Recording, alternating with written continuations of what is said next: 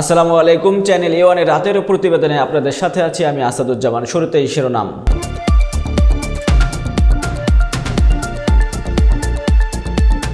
বাংলাদেশ শ্রমিক কল্যাণ ফেডারেশন বাঘারপাড়া উপজেলা শাখার দ্বিবার্ষিক সম্মেলন অনুষ্ঠিত। নারায়ণগঞ্জে মোটরসাইকেল, সিএনজি, মাইক্রোবাস সহ বিভিন্ন গাড়ি চোর চক্রে সক্রিয় 5 সদস্যকে গ্রেফতার করেছে পুলিশ। যশোরে জামিয়া ইসলামিয়া মাদ্রাসার অস্ত্র হাতে video viral. President Ziaur Rahman মুক্তিযুদ্ধের চেতনায় দেশ গড়েছিলেন, তেরোখাদায় আজিজুল বাড়ি হেলাল। মতলব উত্তরে white House restaurant and party centre restaurant উদ্বোধন। রূপগঞ্জে বাংলার ঐতিহ্যবাহী নবান্ন উৎসব পালন। বাঘারপাড়ার ভিটাবল্লায় অসহায় মানুষের মাঝে কম্বল বিতরণ অনুষ্ঠিত। সাভারে মহান বিজয় দিবস উপলক্ষে চলন্তিকা হাউজিংয়ে প্রাথমিক উচ্চ বিদ্যালয়ের উদ্বোধন। রাজবাড়ী সদর উপজেলা আলীপুর ইউনিয়ন বিএনপির কর্মী সমাবেশ অনুষ্ঠিত।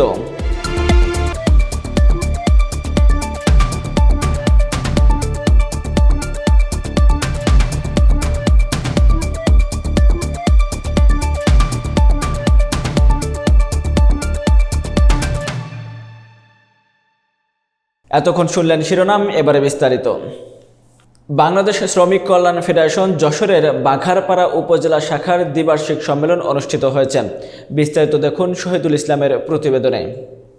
বৃহস্পতিবার বিকেলে উপজেলা শহরের চৌরাস্তা মোড়ে এই সম্মেলন অনুষ্ঠিত হয়।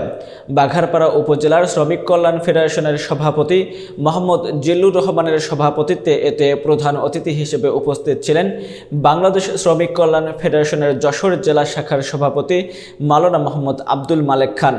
বিশেষ অতিথি হিসেবে উপস্থিত ছিলেন বাংলাদেশ শ্রমিক কল্যাণ ফেডারেশনের যশোর জেলা শাখার সাধারণ সম্পাদক মাওলানা মোহাম্মদ নুরুল আমিন, প্রধান উপদেষ্টা অধ্যাপক রফিকুল ইসলাম সহ অন্যান্যরা।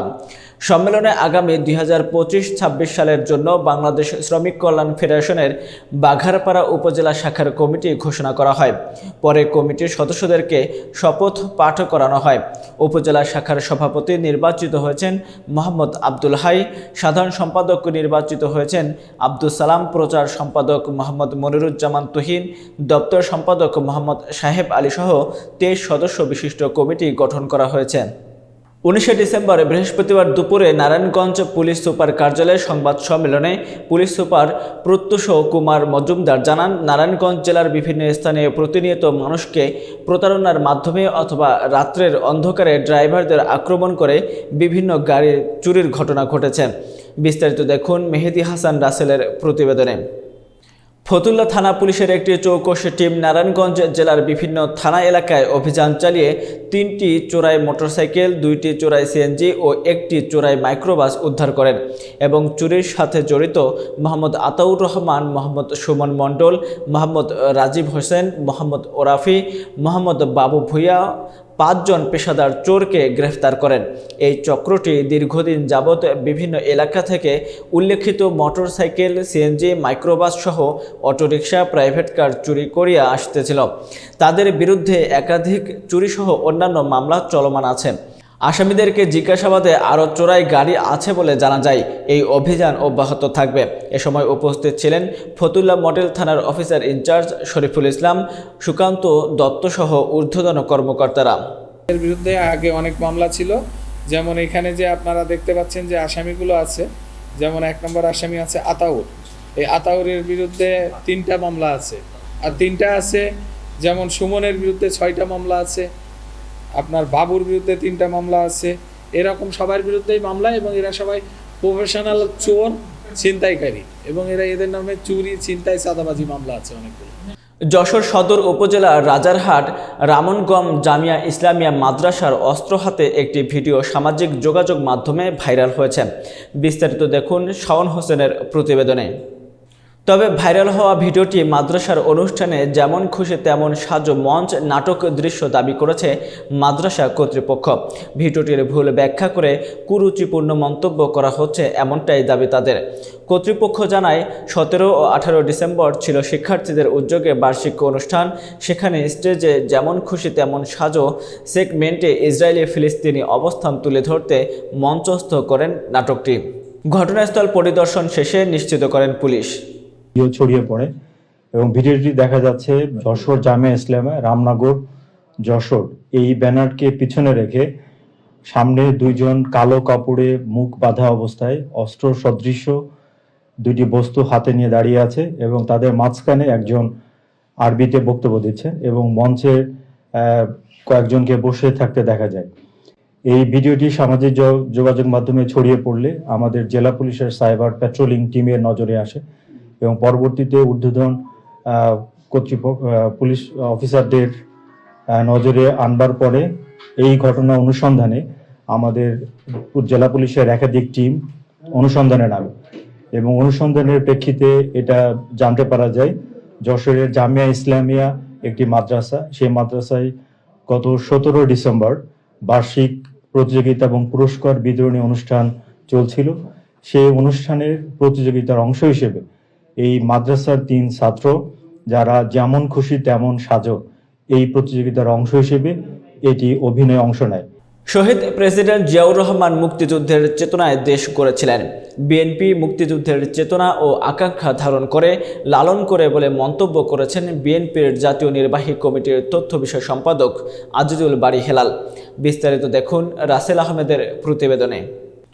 বৃহস্পতিবার বিকেলে তেরখাদা উপজেলা মুক্তিযোদ্ধা কমপ্লেক্স মিলনায়তনে বাংলাদেশ জাতীয়তাবাদী মুক্তিযোদ্ধা দল খুলনা জেলা শাখার আয়োজনে বীর মুক্তিযোদ্ধাদের সাথে মতবিনিময় সভায় প্রধান অতিথির বক্তব্যে আজিজুল বারী হেলাল এসব কথা বলেন।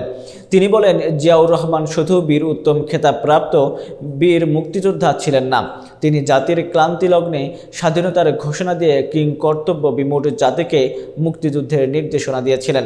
বেগম খালেদা জিয়া প্রথম নারী মুক্তিযোদ্ধা। বেগম খালেদা জিয়া মুক্তিযোদ্ধা মন্ত্রণালয় গঠন করেছিলেন। খেতাবপ্রাপ্ত মুক্তিযোদ্ধাদের অ্যাওয়ার্ড দিয়েছিলেন।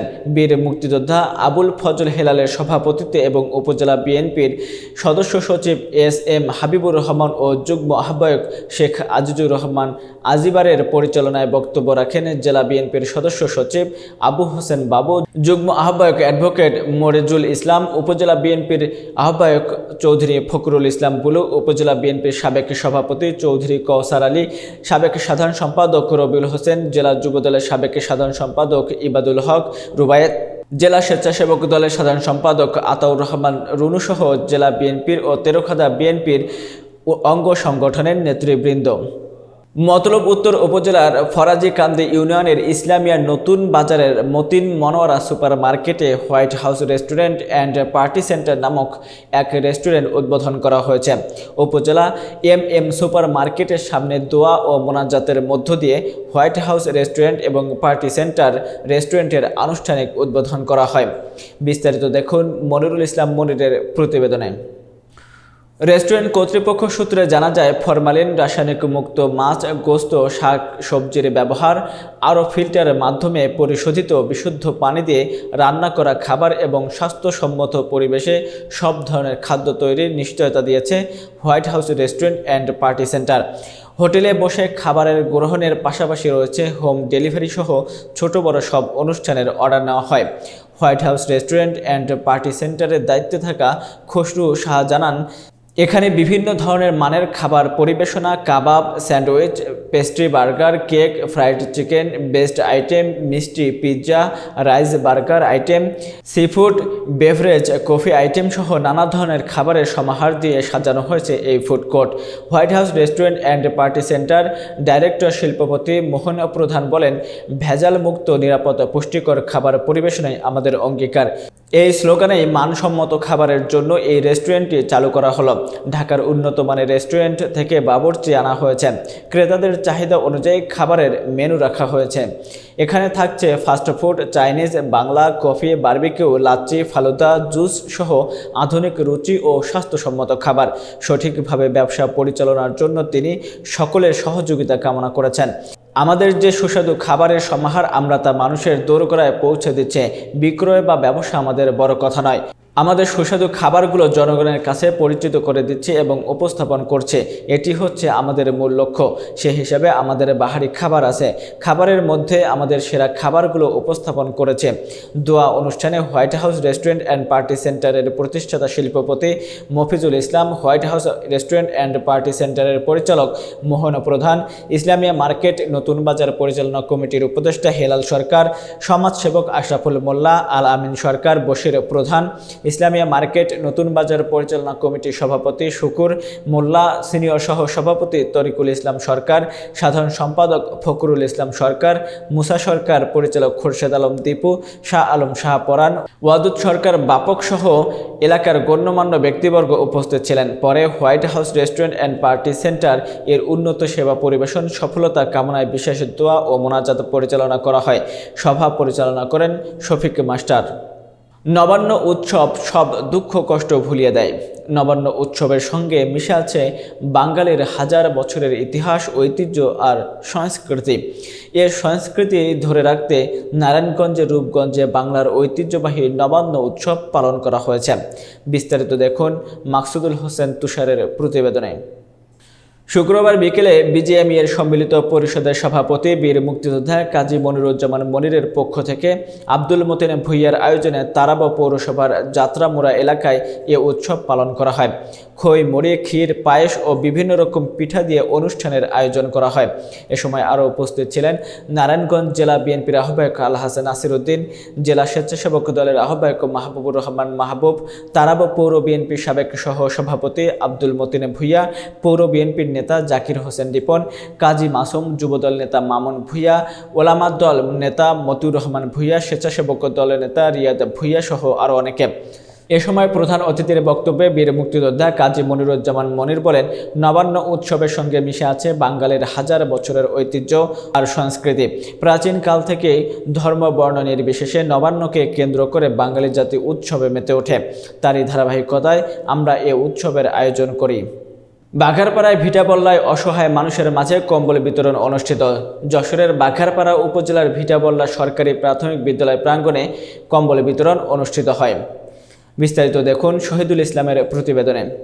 শুক্রবার বিকাল ৩টায় SR এন্টারপ্রাইজের স্বত্বাধিকারী মোহাম্মদ রফিকুল ইসলামের উদ্যোগে গরিব ও অসহায় মানুষের মাঝে কম্বল বিতরণ করা হয়।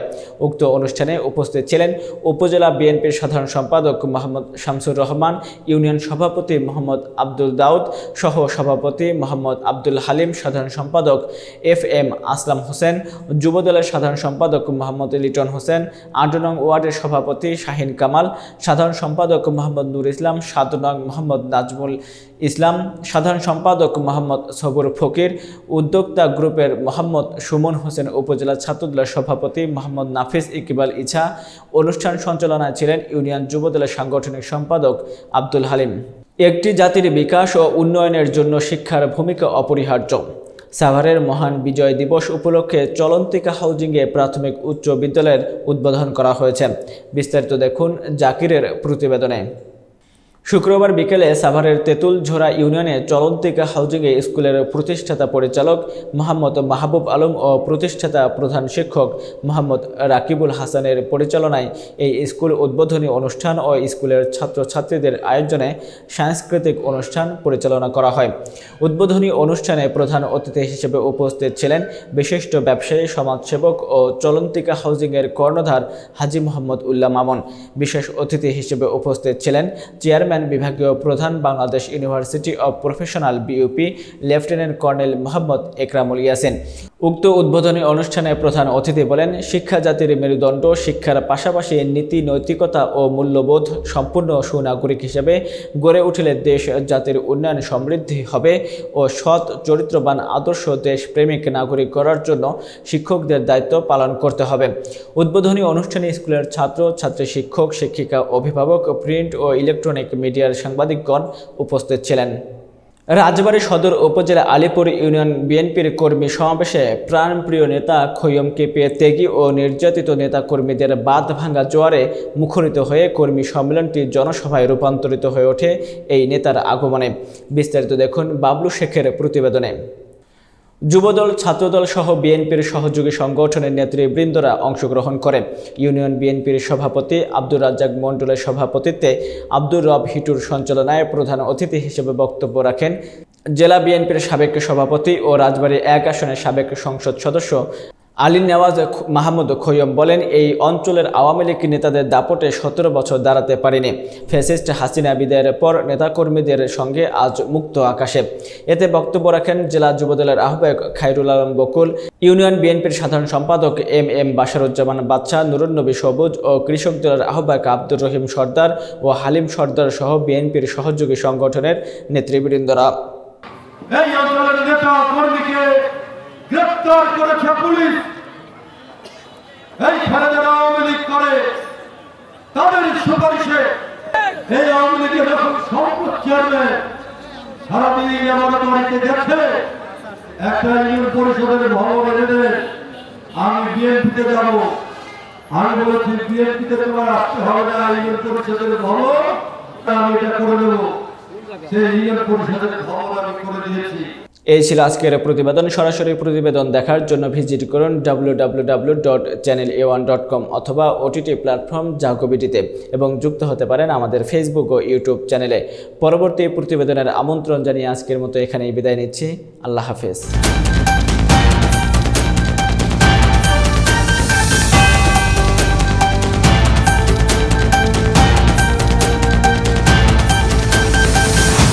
চ্যানেল A1 হৃদয়ের স্পন্দন।